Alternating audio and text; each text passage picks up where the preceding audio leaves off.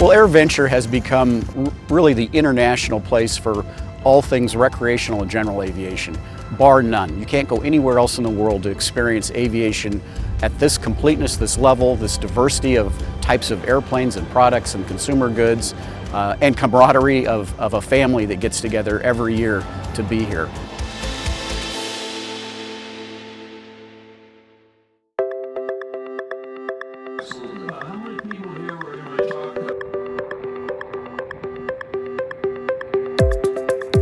This is a Rutan Defiant that I built over a period of 21 years. It first flew in the year 2005. You get inspired by what these things look like and what they can do. And you make so many friends here that you talk to all the time, and they inspire you to keep working. Well, what we have over my left shoulder is my dad's first design of the Myers Little Toot. It was designed in the 50s and finished in 57. Just before he died, he said, "Tommy, just do me a favor. Get the pay grade and the knowledge that I've taught you to build Big Toot," which is that toot back behind here. And that took me 15 years. But it took me 20 years to get the pay grade high enough just to be able to do that.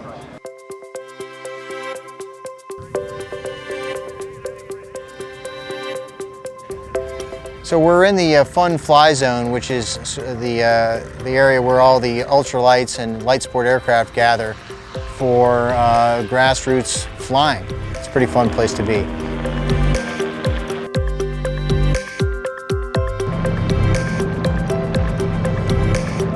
My son flew his ultralight from Virginia to Oshkosh, a 750-mile, 32-stop trip for an ultralight.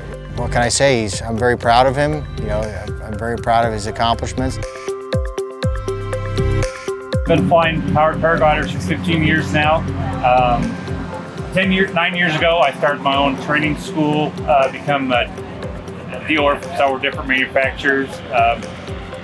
2019, I started manufacturing my own paramotor here in the United States. A lot of people treat me different.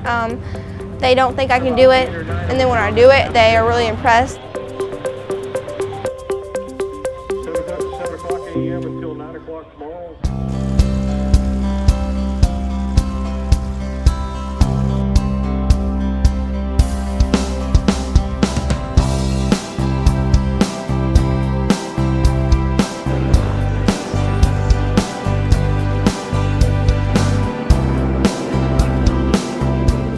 I'm sitting on the steps of a 1934 Stinson SR-5 straight wing reliant. And to the best of my knowledge, only 3 of these flying.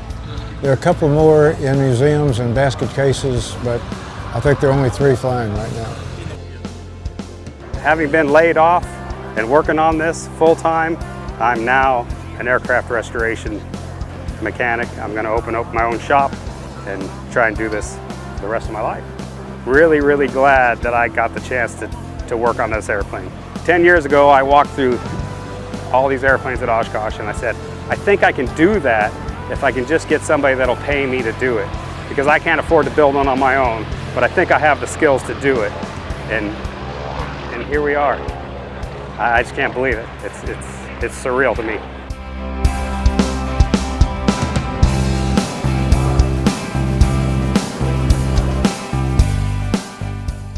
This is a 1928 Gypsy Moth, made in England.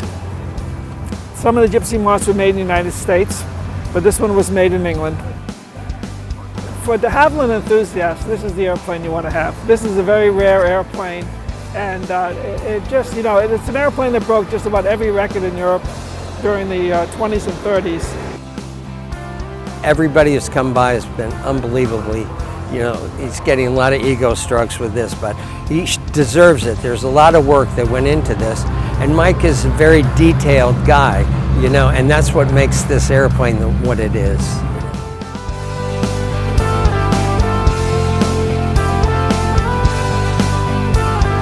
The aircraft behind me today is a North American P-51H model.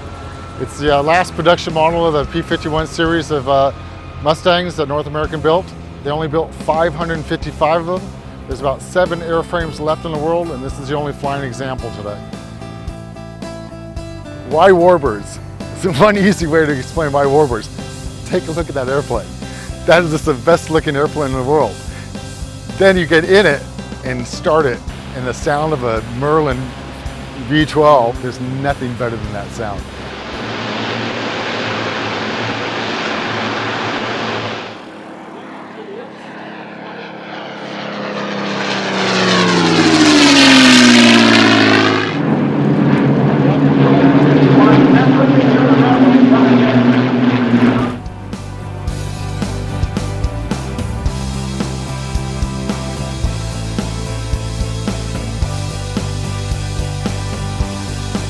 Well, you know, there's 2 P-51s here that are marked like my World War II airplane, the old Crow.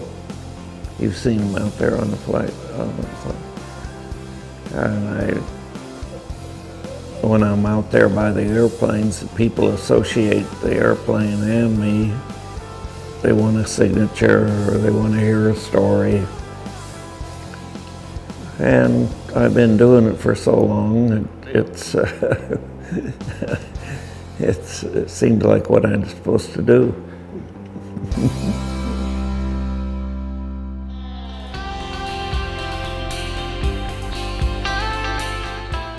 When you come to Oshkosh, I think it's, well, I think unless you've been here, it's almost impossible to describe what is Oshkosh.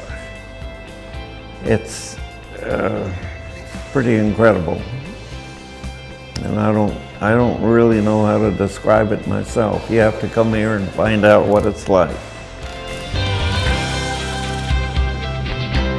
When people leave Oshkosh, they are fired up.